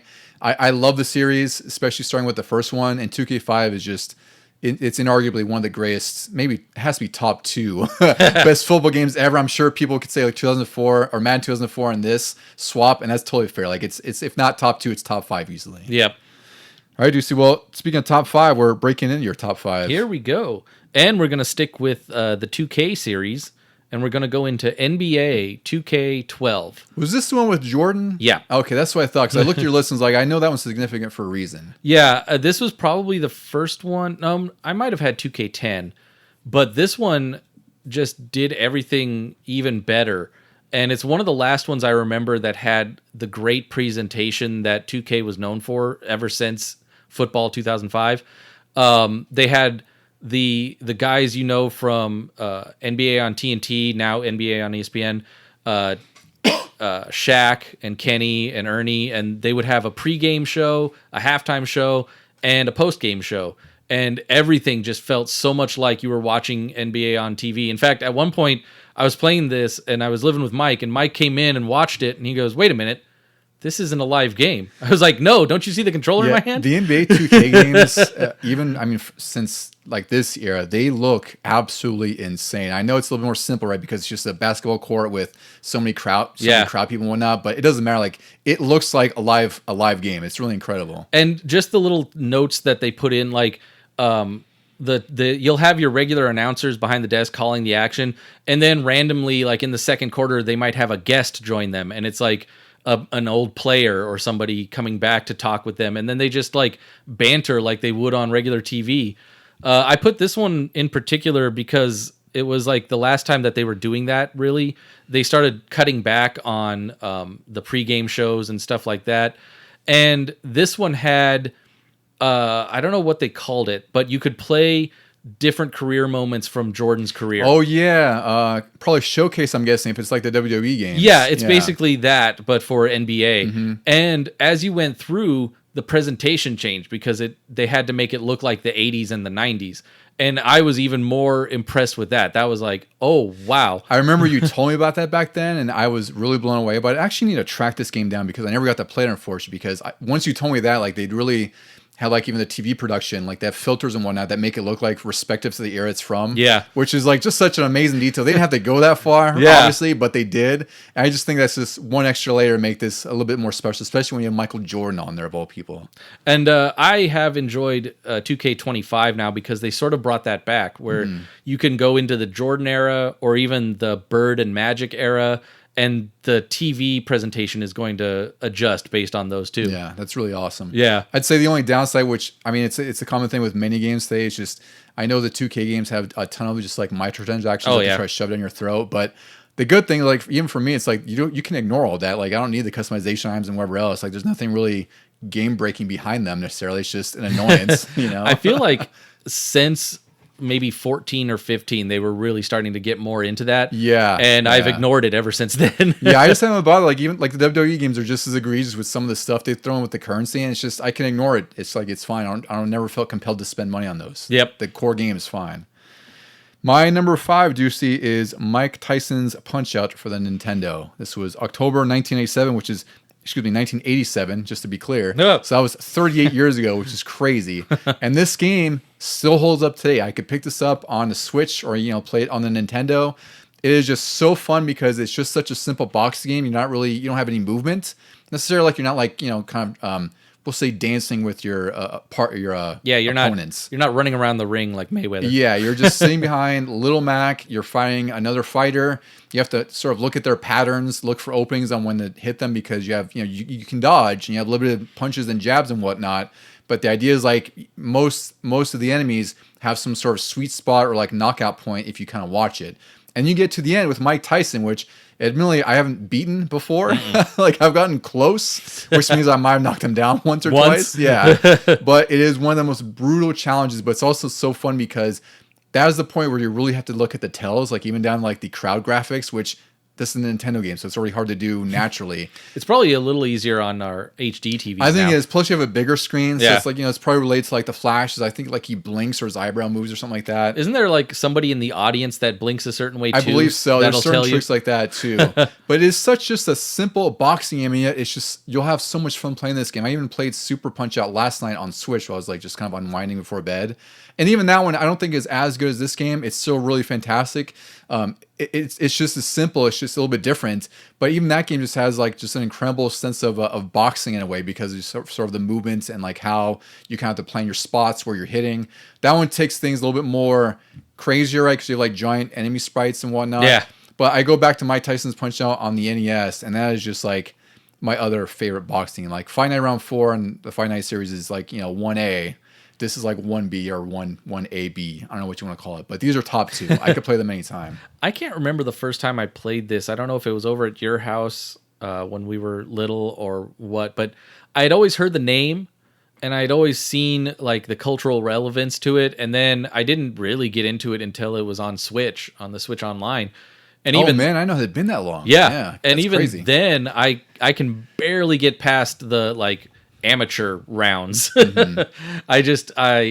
I know what the tells should be, and then I still can't execute. Yeah, I just love everything about this game because also I'm a huge fan of the Rocky movies, and that kind of relates to that because you have like your trainer who's sort of like the we'll call it like a parallel to Mickey. Yeah, and like your little Mac, and you're like he has like the pink hoodie or sweatsuit on like Rocky would, except Rocky had a gray one. It's just such a fantastic game, and I think I'm sure a lot of people will put this like on their top 5 lists or anywhere on their top 10 lists. Yeah. Like it's definitely one of the best boxing games ever made. Especially for retro games in general. It doesn't even have to be sports. Yeah, and I will say too, like a lot of Nintendo games, we talk about a lot of the ones we love, and some just don't hold up as well. Not the ones we always talk about, but there's some games that hold up better than others, and this one, thanks to its simplicity, holds up. You could play it today and just easily jump into it. Yep. It might be hard, but you'll enjoy your time with it. It's the Nintendo hard. Yeah, the Nintendo hard. All right, do you see your number 4? This one, very good choice. I think this is a solid one that, like I said, missed mine, but I think it's a good spot for yours. Yeah, this was another one like Looney Tunes B-Ball where when we mentioned this list, I was like, nope, this is definitely going on here. Yeah. And it is the Ken Griffey Jr. presents Major League Baseball. This was probably the first baseball game I played with the actual teams. Not so much the actual players. Some teams had the actual players, some didn't. Like I always played as the Cardinals, and for some reason they were always comedians. Comedians. Yeah, they were. You could see B Cosby. Yeah. and then you could see That like one doesn't age well. No, you could see H Marks Yeah. and stuff like that, and I was just like, huh. But I just really enjoyed the accessibility of this game because before this, I just had Bases Loaded on Nintendo, which was, you know, some fun, but also kind of hard. And if you played it on single player, the CPU felt like it would cheat sometimes. But this was, like I said, very accessible. I didn't mind if I lost a game, but I could probably win a lot of the games. And I didn't mind if there were 162 games in a season. I wanted to play through all of them on this game. And yeah, I just really enjoyed the presentation of it all, like down to when you strike out and the batter yells at you for playing badly. He's like, "Oh, come on!" Or he just snaps the bat over his leg or something like that. And then I think I really only rented this a couple times, and then I borrowed it from any friend that had it. And I feel like we played it a lot. We did, because I was telling you before, I was trying to remember how I came across this game because I rented it. I know I did that for sure, but it's like, I told you, it's like when I was like 9 or 10, where it was, I wouldn't have really thought to rent a sports game like this necessarily unless I had to have played it. And then you were like, well, you probably said you rented it first, and that's like it would happen. I played your house. I was like, wow, this is way more fun than I anticipated. Because even I enjoyed it. I think for me, that's sort of like the barometer of like a sports game is how easy to get into, is that this wasn't really difficult to understand. It was really fun and felt like you could succeed without having to know too much about baseball, which was the big thing for me. And also, I think one of the challenges, at least when I've seen certain baseball games from back then, is that they always have a hard time of like player size in relation to like the playing field. Yes. Right. So it's like you might have these gigantic sprites, but they look like garbage when they're animated, right? Because they're so stiff. Another problem that games tend to have back then was like transitioning from the batting to when the ball goes in the outfield, and you have to try to move a guy over to the ball. Whereas this one, it just seemed so natural. I don't know what it was they a lot did. more smoother transition, I guess. I don't know what it is. I actually need to buy this game too for myself because I haven't played it in a long time. Oh, I thought you had it. I should have.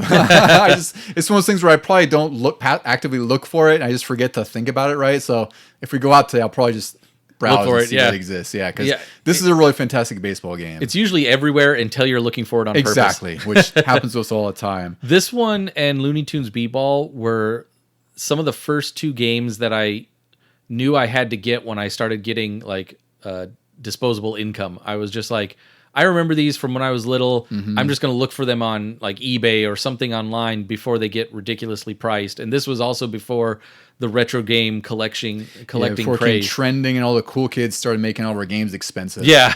For us people who actually like these games. Yeah. Let's see. My number 4 should be no surprise. NBA Street Volume 2.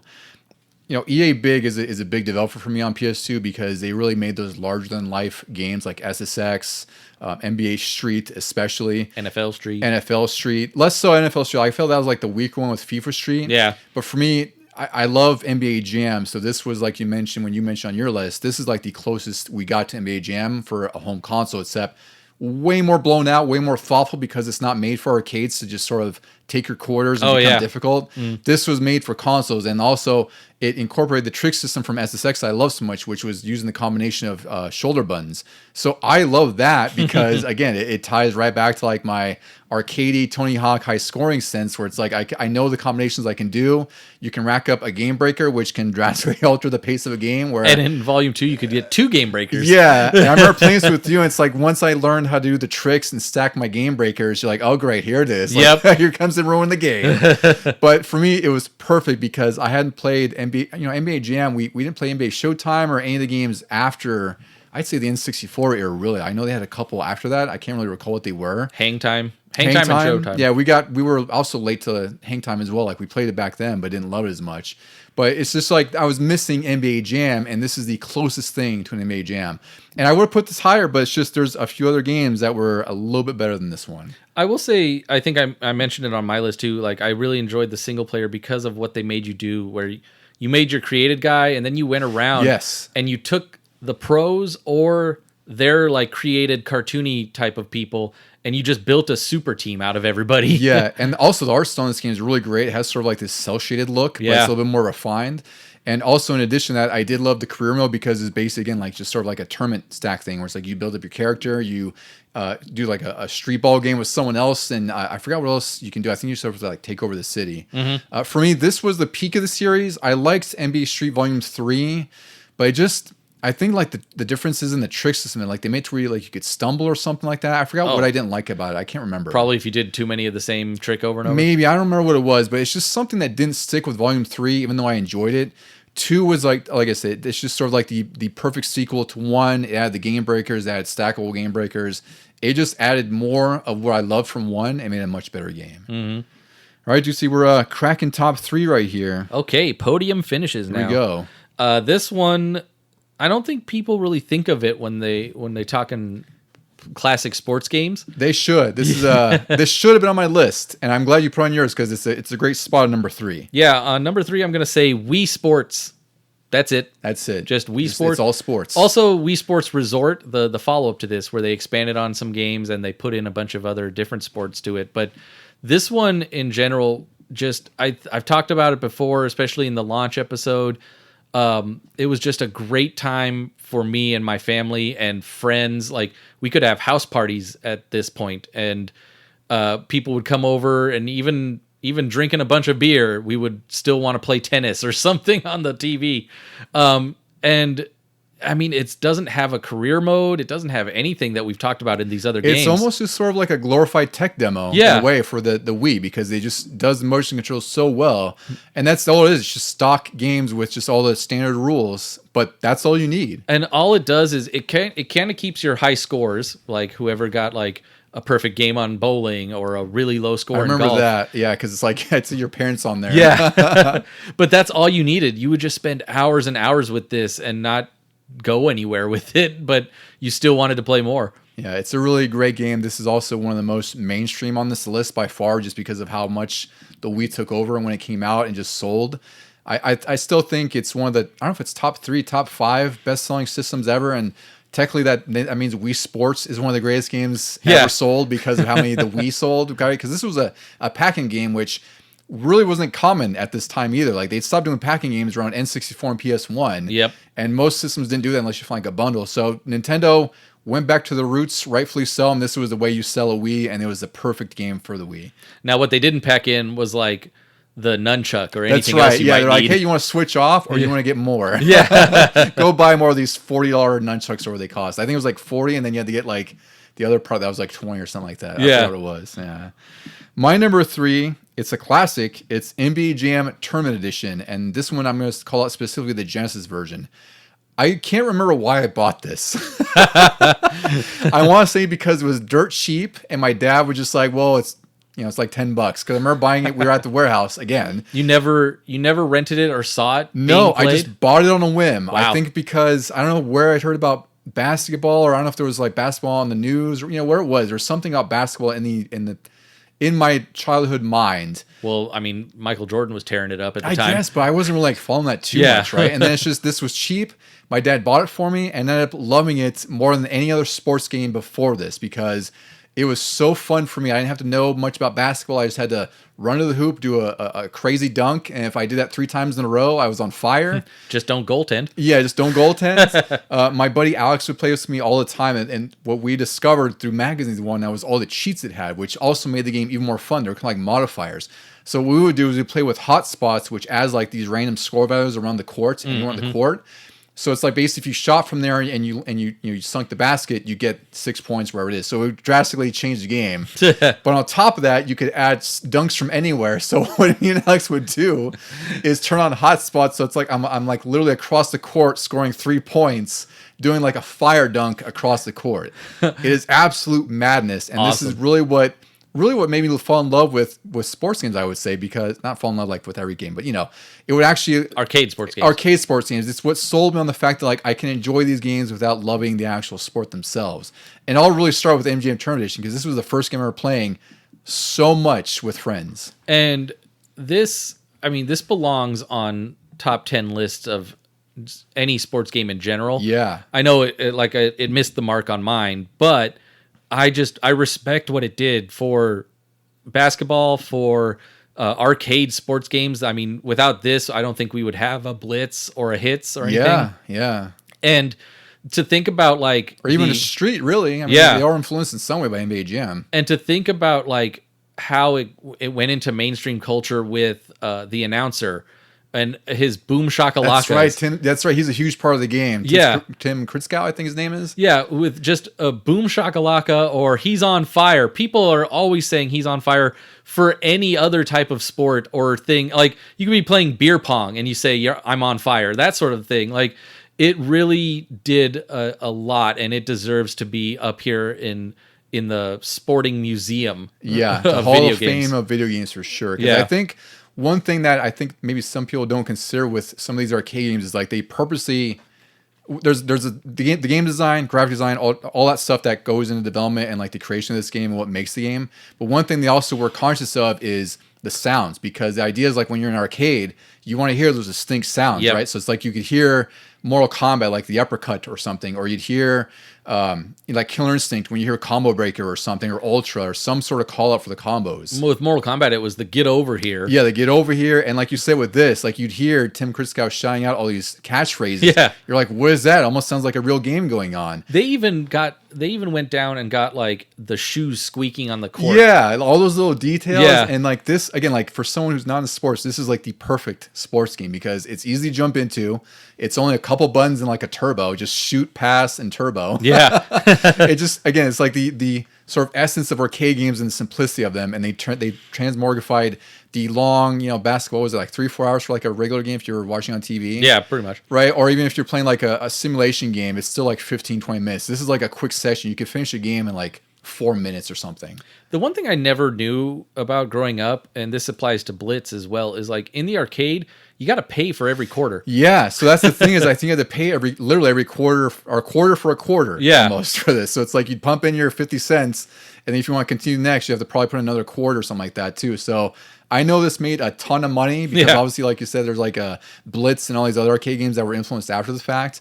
But how crazy is like if you do want to play a full game of basketball, it's probably going to cost you, I don't know, we'll say like 75 cents to $1 because you're going to want to finish the game. So if you're competing with someone in real time there, right? Like if you have someone on the second set of controllers, you're going to want to beat them. So you can't just quit halfway through. Now that's when you just a gentleman's agreement to be like, we're going to halftime. Yeah, we're at halftime. I'm out of quarters. Yeah. My mom won't give me anymore. Yeah, NBA Jam Term Edition, just absolute classic. You're number 2, DC. I'm glad you put this on your list because, frankly, I was wondering where you'd put this on your list because even for me, I was watching you play this game. I was like, this has to be on here. Yeah. Yet again, another one that I knew I had to put on this list. I just didn't know where it was going to go. It was kind of flipping between 1 and 2 and even 3 at some times. This is NFL Quarterback Club 96 for Super Nintendo specifically. This was probably the first football game I had that had all the real players and all the real teams. Before this, I had only been playing the LJN NFL and Tecmo Bowl on my Nintendo, and I don't know what made me get this. I think I rented it because it was the first edition that was going to have the Panthers and the Jaguars. They were new teams at the time. I didn't even know they were that new of a team. Yeah. Wow. And so this was going to be the first game to have them, so I decided to rent it and then just immediately loved it. And I do remember writing this down on my Christmas list one year. So I ended up getting it for Christmas and then never looked back. I never got another football game. I tried my friend's Madden. I think he had Madden 97 or something for Super Nintendo. It was horrible. It was terrible. So then he would just come over and play Quarterback Club with me. And then I tried Quarterback Club 98 for the N64 and they screwed it up on that. It didn't translate well to 3D. I was going to ask because I know you've told me before because I was going to ask like when the series started to fall off because it felt like this 96 might have been the peak because even beyond the fact that I was watching you play it, I remember being talked about a lot. Like it was on a lot of systems. Like I think there was a Genesis version and I think the Importables. And it was surprising that it sort of fell off quickly after this because I heard so much about this game and then all of a sudden it withered away and Madden became the main story. I don't know what they did. This is by Acclaim and Iguana, which we know more for like Turok and things. And maybe that's when they started to focus on Turok for N64 and they didn't care about the sports so much. But I don't know what it was. I don't think it translated well to the controller of N64, the buttons and everything. And then I just think it had like poor hit detection, poor timing with the buttons and everything like just that. A bad football game. Yeah, it was just not great. And then Madden took over on PlayStation, and that controller felt a lot more. I mean, it was like a Super Nintendo controller then, so it felt a lot more suited for football. Yeah. But this NFL Quarterback Club for Super Nintendo, I played multiple seasons. Like, it could go year after year. And I even just recently turned it on to see, and I was looking through my save files, and for some reason there wasn't a Bears save file, which surprised me. Like, I know I played this as the Bears a ton. That was my team, even back in 95, 96. There was like one save file for the Niners and one save file for the Vikings that was 2 years into the future. I was like, into their future. Maybe someone borrowed it and played as them or something. Yeah. 49ers sounds like it could be your mom if she played that. I don't think she played this. No. Right? Yeah. But I had friends that were Niners fans too at school. But yeah, this also surprised me. It was a 5-player game. Oh, I didn't know that. That's really crazy. You could have the multi-tap in the second control port, and then first player was still first player. Wow. And then you could have 5 people. I think one time we played it with 3 or 4 people. But that just gets crazy. That just gets hectic because you're like, no, you do this. No, you got to go over there. No, you got to follow the route. It's probably not the smoothest thing either on a Super Nintendo, monitoring your characters and where they are and everything. Yeah, the what do you call it? The plays in this were some of the most advanced that I had ever seen on a game, because Tecmo Bowl, you had 4 to choose from. This one incorporated the YBA system, and when you looked at them, they were like very detailed in what football did. Like, you could have zones, or you could have blitzes. You could see the pass and the run plays like differed based on their colors.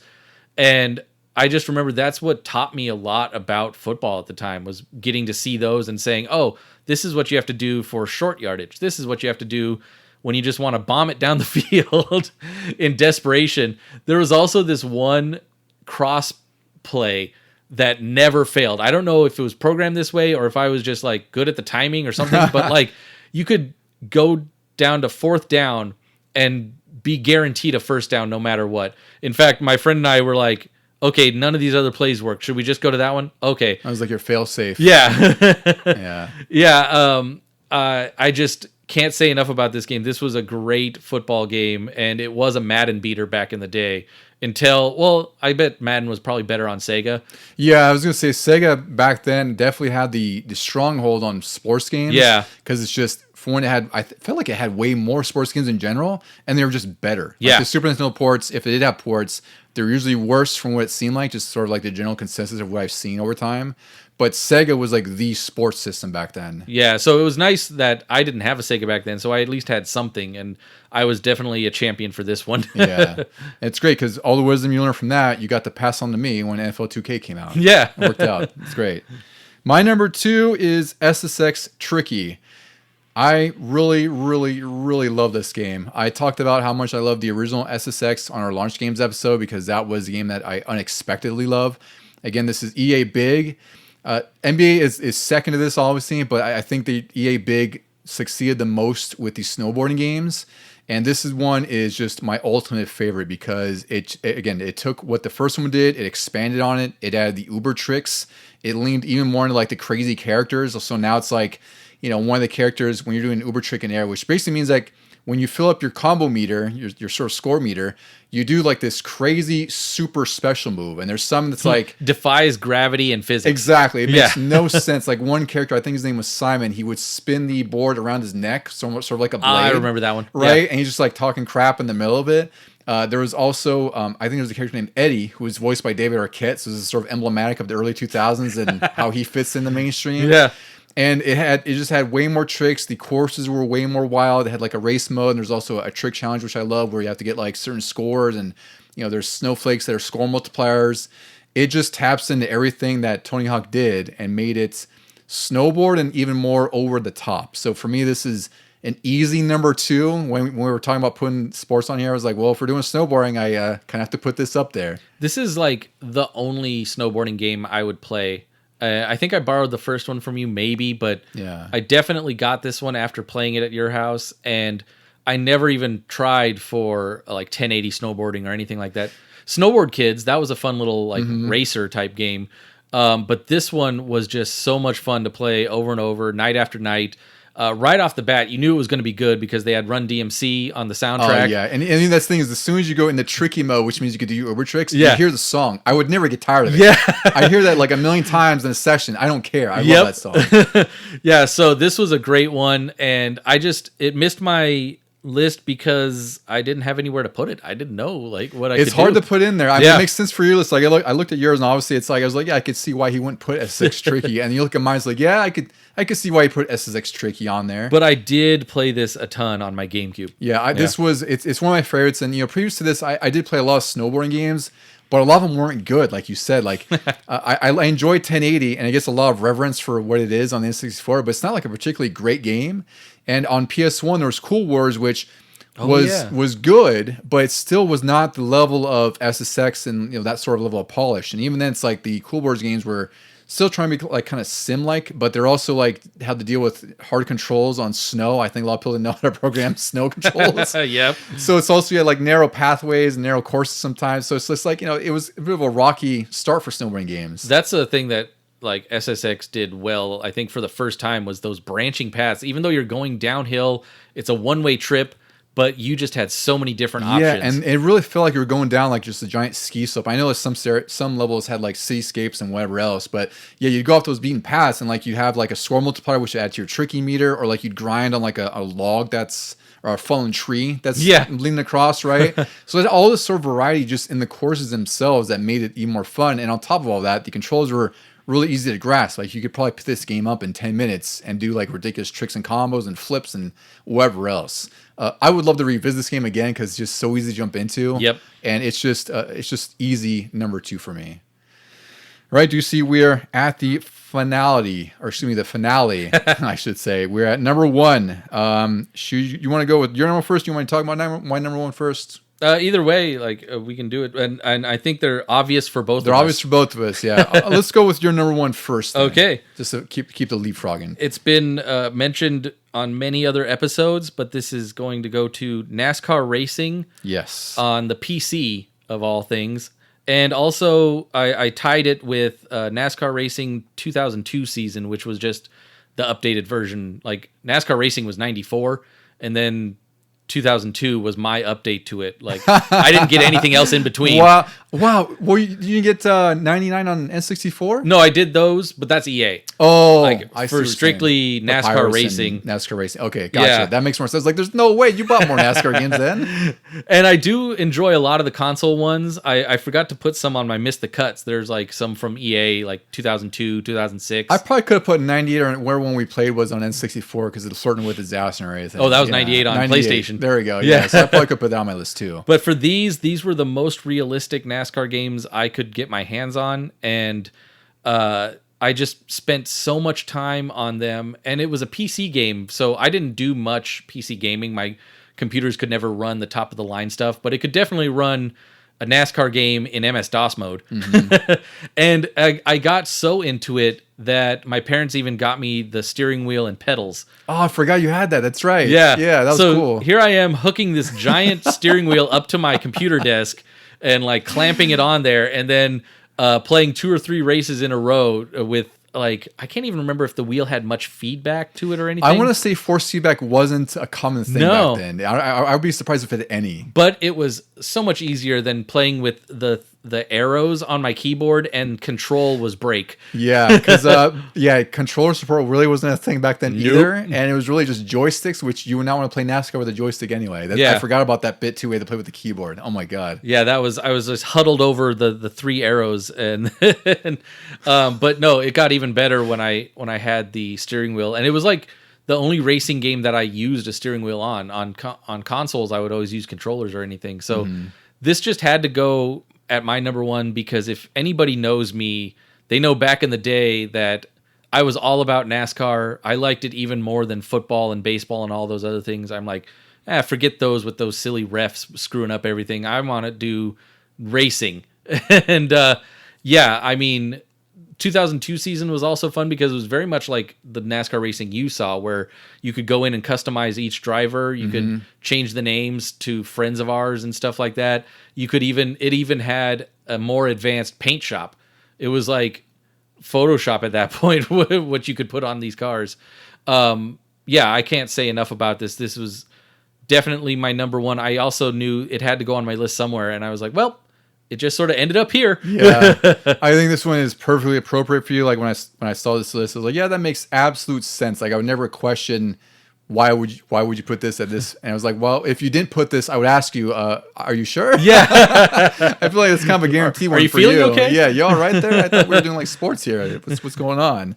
Yeah, I think NASCAR racing. I really did enjoy that one, and I played it a little bit on my PC because my PC was worse than yours, so it ran even worse. But I just thought it was so cool with the paint booth, and you can revisit more of it in our top racing episodes, right? We talked a little bit about that. Yeah. Actually, put down our greatest racing games ever list. I think I might have even mentioned it on the influential games. Yes, you did. That's right. That was a little bit like I further said back. when I started this, it's been mentioned 2 or 3 times. Yeah, it's a great game.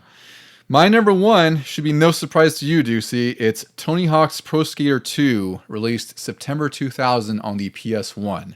I was already sold and loved Tony Hawk 1 just on the demo. We did a whole episode way back when about that. So I was beyond excited for part 2, just sort of just waiting for any bit of news I could read, whether it was like a preview in a magazine, just anything I could possibly get on Tony Hawk 2.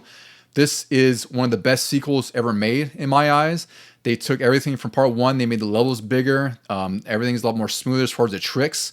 They added the manual, which is like a really incredible addition where, Tony Hawk 1, I'd say, is more primarily, it's like street skating as well, like, as far as like grinds and, sort of like navigating the streets. And vert skating is less prominent in there. And in here, they made one way to chain your tricks together while you're on the ground, which is the manual. You just hit down, up, or up, down. Yeah. And you sort of like balance yourself on the back or front wheels and, keep your combo going if you're off a rail or anything like that. The soundtrack in here was totally relevant to me in the 2000s. Like Rage Against the Machine was on here. It had like some other hip hop tracks on here.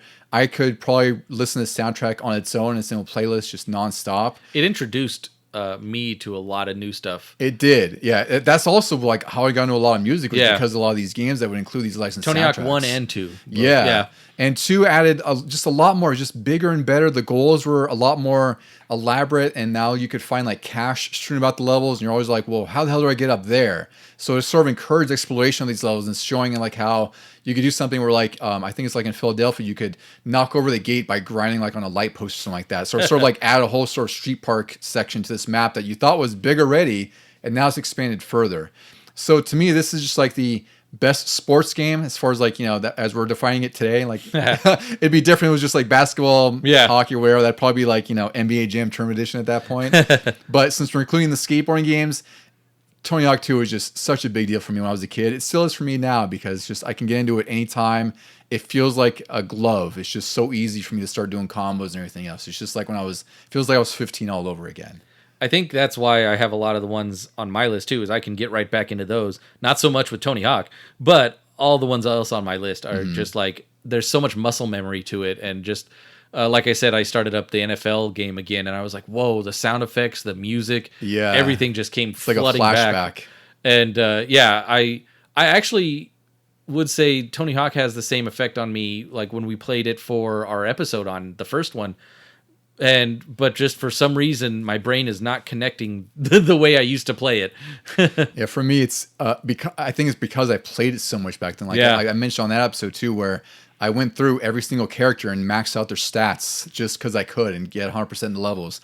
And I did the same with 2, and it was an even bigger game with more skaters, more specials, more tricks, more everything. By the end of those, I mean, you could have probably been a speedrunner of that game. I probably could have. Like, I could do some levels in 2 minutes. So I could get all the goals in a 2-minute run because I just knew them so well.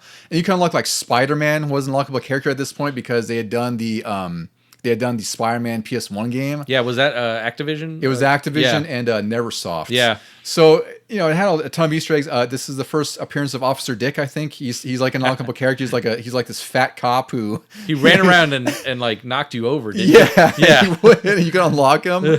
So it's just, there's so much incentive for me too. And then on top of it, again, it's just like such an easy game to get into and just try to beat my own top score with whatever combos I do. It's just such a fantastic game all throughout. All right, Juicy. Well, we had a pretty fantastic top 10 list and missed the cut list here. I think we had quite a bit of variety here, and I think this episode was really fun for both of us because, like I said at the beginning, it's just we're two polar opposites on the sort of sports spectrum, and yet both these games have a commonality between us that we can both enjoy. Yeah, we can both come together and then beat each other up in these games pretty equally. I'd say pretty cool, yeah, and it's great because there's varying degrees of like arcadiness and simulation. Yep, and they're all fun. Like I'm not a sim heavy person as far as sports games, but I do enjoy playing them. The arcade ones just hook me longer. That's all it is. Oh, for sure. Yeah. And if anyone out there wants to share their sports games that they love more than anything else, you can reach out by email at legiongamingpod@gmail.com or primarily on Instagram at Legion Gaming Podcast. A little bit on Blue Sky if you want to follow us there for some reason. There's not many people there, it seems. At least they're not engaging in our stuff, I guess. We're at legiongamingpod.bsky.social. Ducey, any final words for our friends who are going to play with their own balls? Touchdown!